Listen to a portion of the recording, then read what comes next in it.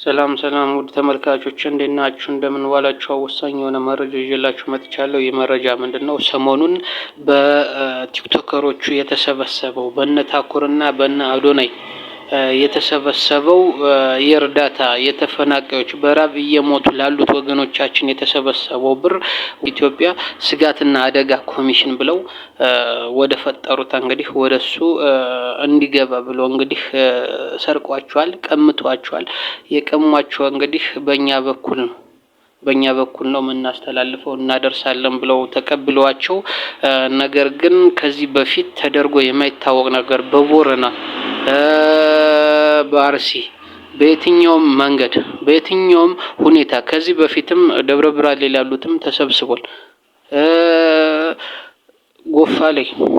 ጋሞ ጎፋ ላይ የመሬት መንሸራተት ተፈጽሞ ተከስቶ ለሞቱትም እንደዚሁ እያንዳንዱ በግሉም በሁሉም በባለሀብቶችን ጠይቆ እንግዲህ ተሰብስቦ በታማኝነት እንግዲህ መድረሱ ይታወቃል። ነገር ግን አሁን እንዴት ወደ ሰሜኑ ወደ ትግራይና አማራ ሲሆን እንዴት ተከለከለ? ህጻትና ደብረ ብርሃን ላይ ተፈናቅለው በሸራ ለሚገኙ በራብ ለሚሞቱ ወገኖቻችን እንግዲህ ቲክቶከሮቹ እና አዶናይ ትግራይ ላይ ለሚገኙት እነ ታኩር አማራ ክልል ደብረ ብርሃን ላይ ለሚገኙት እንግዲህ በርካታ ሚሊዮኖችን ማሰባሰባቸው ይታወቃል። ነገር ግን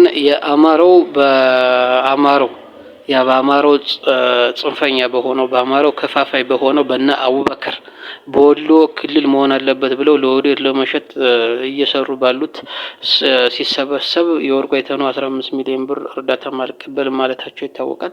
የትግራዩ በነ አዶናይ ነው የተሰበሰበው። እሱንም 16 ሚሊዮን 600 ሺህ ብር አምጡ ብሎ ተቀብሏቸዋል። አደጋ ኮሚሽኑ አምጡት ብሎ ተቀብሎ እንግዲህ አደጋን ለመቀነስ አደጋን ታክል ለማድረግ ለተጎጂዎች ለመድረስ የአደጋና ስጋት ኮሚሽን ብሎ የተቋቋመው እንግዲህ ለኢትዮጵያውያን አደጋ ሆኖ ከጉሮሯቸው ነጥቆ ለራሱ ዓላማ ለጦርነቱ ዓላማ እንግዲህ ማዋሉ ደርሰንበታል። መረጃ ደርሶናል። ይህም እንግዲህ በአይነት የሰበሰቡትን እህሎችና አልባሳትን ለመከላከያ ወደ ጎጃም መስመር ልኮታል። ለመከላከያና ለሚሊሻ ልብሶችን ይሄ አደጋ የሆነው እንግዲህ በዶክተር ሽፈራው የሚመራው የአደጋ ኮሚሽን ብሎ ራሱን የሚጠራው የአደጋና ስጋት ኮሚሽን ብሎ ራሱን የሚጠራው በኢትዮጵያን ደም ላይ የሚጫወት ጎጃም ቀጠና ወደሚገኘው ለሚኒሻና ለመከላከያ ሬሽን አውሎታል። ይህ እንግዲህ መረጃዎች ደርሰውናል። ትንሽ የሚሟሉና ለማውጣት ያልተመቻቸው መረጃ ስላለ ባንክ ላይ የወጣው ወደ ማን እንደተላከ እንዴት ለማን ምን እንደተገዛበት እንግዲህ መረጃዎች ደረሰኞች እስኪላኩልን እየጠበቅን ነው። ይህን መረጃ እንግዲህ ሙሉ አድርገን እናመጣላችኋለን።